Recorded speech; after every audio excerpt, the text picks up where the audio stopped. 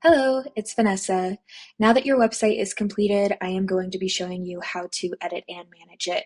In this video, you'll notice that I am using a generic Big Red Jelly site. However, everything that I'll be walking you through in this video will also apply to the website that I have developed for you. So starting off, you'll notice I am in the dashboard. This is the back end of your website and where you manage everything, such as pages, blog posts, users, plugins, etc. So first I want to show you what editing pages looks like. On the left-hand side, you'll see pages. If we click on pages, it'll show you all of the pages on your website. And on your website, you should see a page likely titled the name of your website or your business name with a subtitle showing you that it is the front page, or in this case, the home page. So now that you've located the home page, you will hover over it and click Edit with Elementor. What this will do is it will open up the website editor and it will allow you to make changes to the front end of the page.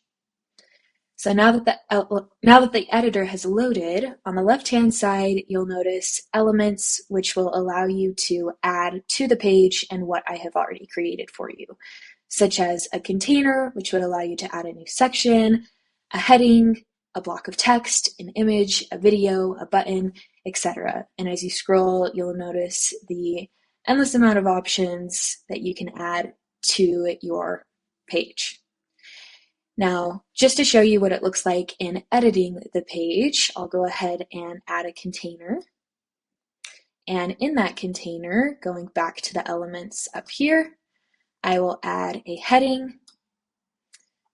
I will also add an image, and I will also add a button. So you'll notice that I am simply hovering over the element that I want to add to the page, clicking it, dragging it to where I want it on the page, dropping it, and it appears. Now, one thing that I like to open when editing the page is what we call your structure. If you right-click anywhere on the page, you'll notice we have the option to open that down here. Now, your structure allows you to see how your page has been built. And you'll likely notice on the page that you're editing, there are a bunch of containers either named by the section or simply just dividing the sections based on the content that is within each one. So for example, this section I have here in this container, you'll notice I have the heading, image, and button, and this is our first section. You can take this section and you can rearrange it in the structure. You can click it, drag it, and drop it anywhere in the structure to change where it appears on the page. And within the container, you can do the same with the elements. So I can move my heading below the image, or I can move my button to the top of the section or container, and you'll notice that it changes here. Now, editing the button on the left-hand side, you'll notice that where we had our elements has now changed to the editor specific for this button element. Here is where you would be able to update the text. Here is where you would be able to update the link. And if you wanted to update the icon or add an icon, you can do that by selecting either uploading the SVG or selecting an icon from the library. Now, under style is where you're going to be updating what the button looks like. So where it's positioned in this section, the text, the shadow, what it looks like when you're just looking at it, and what it looks like when you hover over it. You also be able to change the border radius, so how round or sharp the corners are. And then in advanced is where you would be able to update essentially either where the button is located on the page, or again, what it looks like by either adjusting the margin, padding, or where it's aligned. Now with editing an image, pretty simple. With editing any element, you can hover over it, click on it, and in the left-hand side, again, your editor changes based on the element you are editing. So with an image, you would be able to click on Choose Image. It would open up your image library. You'd be able to either upload files or select any of the media that's been uploaded to the website. Here, you'll be able to update the resolution, and if you wanted the image to link somewhere, you could also update that here.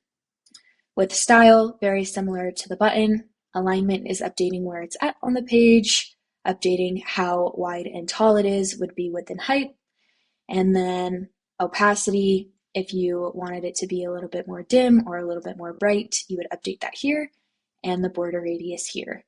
It's not very likely that with any elements you'll want to adjust the advanced settings, just because I have already updated those or have customized those to fit the current look and feel of the website for the specific page. Now, heading is pretty straightforward as well. We hover over what we want to edit, click it, and then here in the title section is where you'd be able to update the text. If you wanted it to link somewhere, updating that as well. And then for SEO purposes, updating the HTML tag.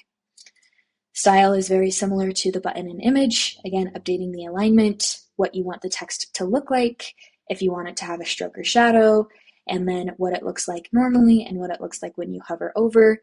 And like I mentioned, very unlikely you'll touch the advanced settings, but if you wanted to update the padding or margin within the heading itself, you would be able to do that here. Now, one last thing I'll mention in the container is that on the left-hand side, you'll notice that currently we have it set as boxed. If you wanted to update this to full width, it would essentially allow these margins on the left-hand side and right-hand side to disappear and essentially take everything that we have in this section to the far left and far right edge. Within the container, you can also adjust the direction that the elements are laid out in. So for example, in direction, if we click right, you'll notice it changes it so that everything is laid horizontally to the right. Or if we wanted to do column vertical, switches it back to what we had before. You'll notice if we want these elements to be in a reverse order for desktop, we can do that by clicking row reversed, and same thing with column reversed. Justifying content just ensures that the elements within the container are all aligned the same, so either in the middle, same thing here with align items, making sure they're all in the center, and the gaps here is just showing you how much room is between the elements within that container as well. Not much that you would need to update styling-wise unless you wanted to add a background image or a background overlay to the elements in the section. And advanced, I would say this is really the only place you would update the padding, would be, again, if you want more room inside the container or less room. So that covers how to update the containers and how to make updates to the elements on the page, even adding elements as well. The header is going to be the same. I like to just edit a page and hover over the header and then click header. I will go ahead and say save and leave, just so it saves the changes that I've made to the page itself. And then you'll notice once it loads, I will have the header opened here. And really any element that's included in the header is going to work the same as how we have updated the elements on the main page as well. And it'll also work for the footer, which this generic website doesn't have. But that being said, your header and footer are going to be located in your theme builder, which you will be able to find here. So again, I've clicked on the Elementor icon and I've selected theme builder. In your theme builder, again, on the left-hand side, you'll notice we have header and footer.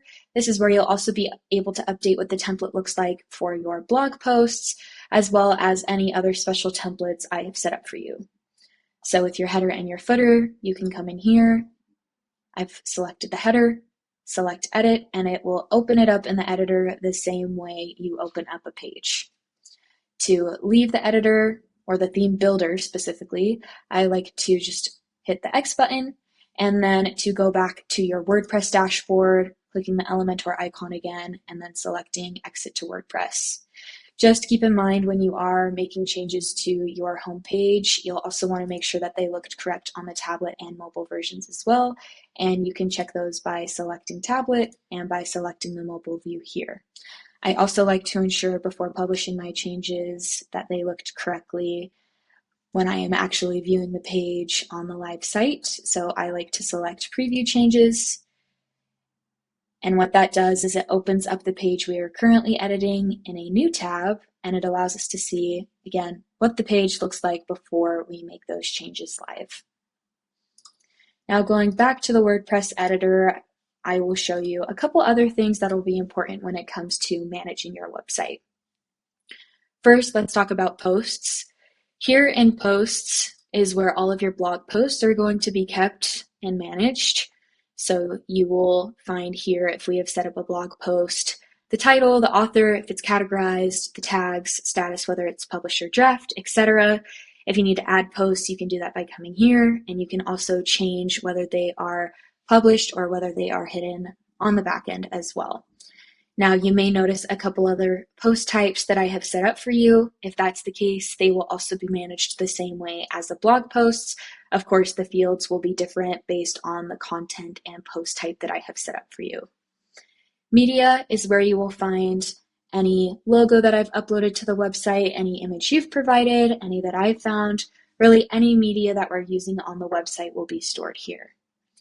Forms is likely something that we're using on the website as well. If we have set up any forms for you on the website and they are not a third-party tool you are using, you will find them here.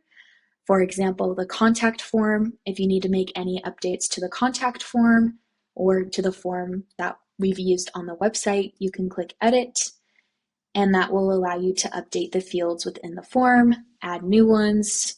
Here on the right-hand side, pretty similar to the Elementor editor, you can click Save, you can also preview it, and then there are a couple of other settings that you can set up as well.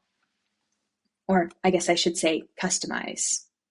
So under Settings, if we come to Form Settings,